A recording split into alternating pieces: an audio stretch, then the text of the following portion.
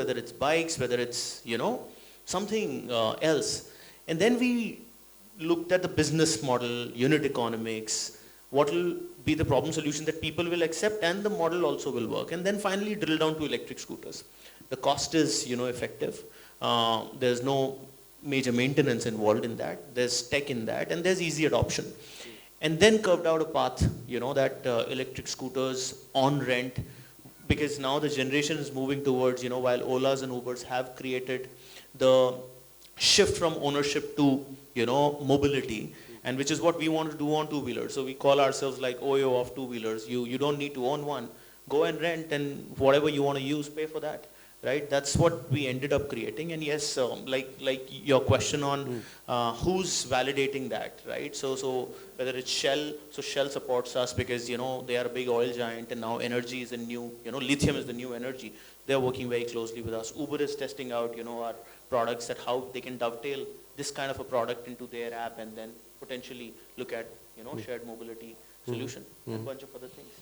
So when you approach the investor, so did you get any addition in your valuation, or it was the normal approach and they approach you as a normal company wherein you are also trying and testing the same sort of stuff which others are also doing? So frankly, did it add to your valuation, or that was the question to you? No, for me, it was a very interesting journey. The first round happened not from India.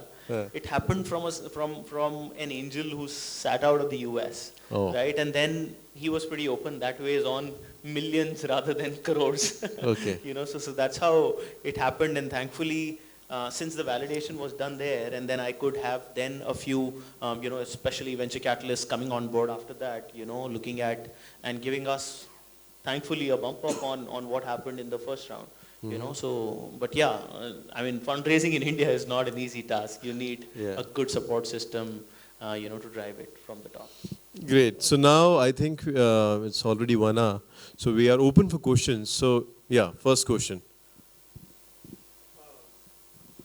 Yeah. I have a question. That's a response Yeah. to one comment that Rahul made on cross-selling. So, how do you compare being niche versus having the ability to cross-sell? Like, do you expect Oyo to have taxi sharing, taxi rides, or Ola to be selling hotels one day? And is that built into the valuation? Did you hear my question? Yeah, I did. Yeah. So this question stems from my own situation. I'm an entrepreneur. I'm a civil engineer, IIT Bombay, setting up a online platform for construction and property services, makemebuilder.com. So I struggle with this issue, whether I'm limiting myself to only construction, or should I have had a generic name like Oyo? So there are multiple questions bundled into that question. So I will, from whatever limited I can share from my experience, I will tell you. One thing that I've kind of learned, because like I said, 20 years I've been also on the other side. 1 inch wide, 1 mile deep, right? So I think first thing is to, even if it is a narrow space that you have kind of zeroed in on, if you can build real depth into that space, then obviously cross-sell becomes easier, right? So today, and I'll give you an Oyo example. I'm not sure if I'm going to leak any secrets or whatever. But like for example, Oyo, biggest challenge for Oyo has been now at this scale. So they've achieved this scale.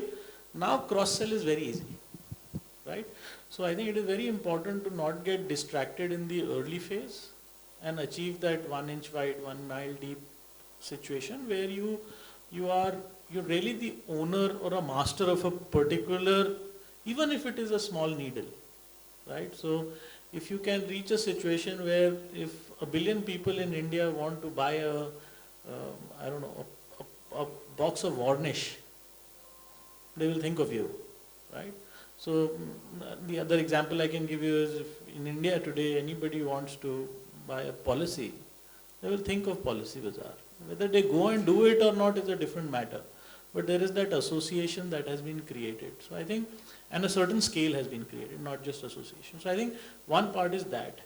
And then obviously while creating that, you are so passionate, you don't look at cost, you don't look at anything. Your single-minded objective is to go 1 mile deep in this 1-inch hole. Once you reach there, then you obviously realize that, wow, you have millions of customers, that's fine, but you don't make enough money.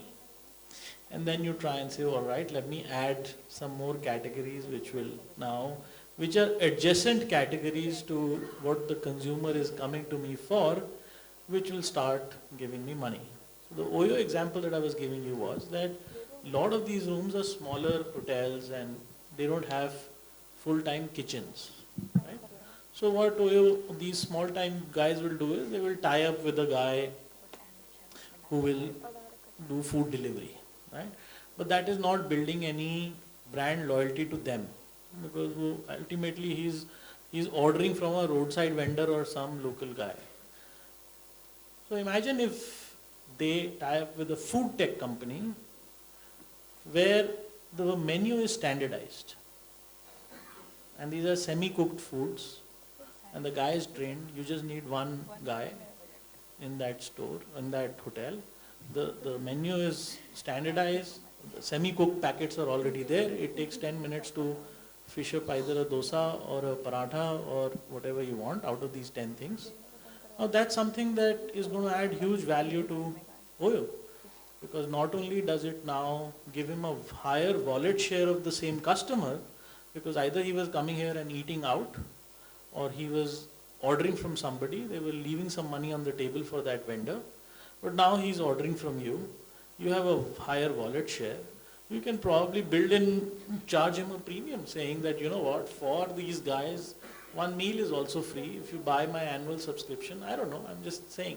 So all I'm trying to say is that cross-sell window is a great window, helps you monetize, helps you build stickiness with your customer, higher wallet share from your customers. So yeah, why not? But I think for that, the most essential thing is the customer has to first trust you with one thing that you're doing very well. If that bonding is true, if I trust you for that, then I can maybe trust you for anything else as well. No, I'll quote Professor Damodaran on this.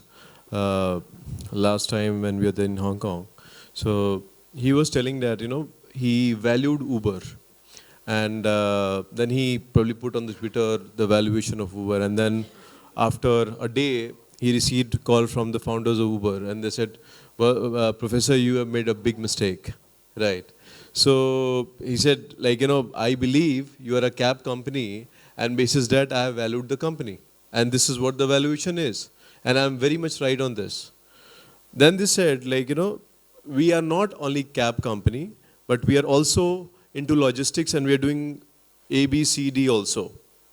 So he said, the moment he said that, you know, we are into A, B, C, D also, although as Sawant rightly said, that you need to develop one product first, and the customer should believe in that, and then you have option to diversify, right? And once you diversify, the valuation will ultimately change, right? Immediately, in fact, your valuation changes, right? So, like, you know, whatever you're building right now, if you have control and you have built a brand, definitely you have options to diversify, and that will affect your valuation as well. Yeah. Okay. Okay. Your question was on branding. Okay. So that, the other quick point I want to add is relevance as well. I mean, don't take cross-sell to a level where there is no relevance to your original claim to fame or the relationship with the consumer. So Policybazaar example is they've got Paisabazaar, right? So, and by the way, that they have 20 such names already registered from a future perspective. But fact of the matter is, in this case, there were also regulatory tangles, because some of the stuff that they wanted to launch there does not have relevance with Policybazaar now, because that name was very narrow. While Oyo is a very and I'm kind of getting what your question is. The only answer to that question is that just be careful that when you build a brand, building a consumer-led brand in India is now one of the most expensive things in the world. We are no longer a cheap country. I mean, you see the amount of money that The latest you must have read, Vivo paid 1,200 crores to buy rights to print their name on Indian cricket team's jersey. That's not a joke, right? So I think to build a consumer-facing brand is a very, very capital-intensive industry, and then you are fighting with the Cokes and the Nestle's and the Unilevers of the world who've been doing it for 20, 25 years. So just be also kind of sensitive about that, but it's not impossible. Any other question? So with this, I think we should conclude. Thank you so much, panelists.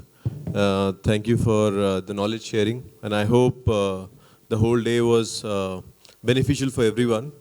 So with this, Sangeeta will close. Thank you so much. Thank you so much.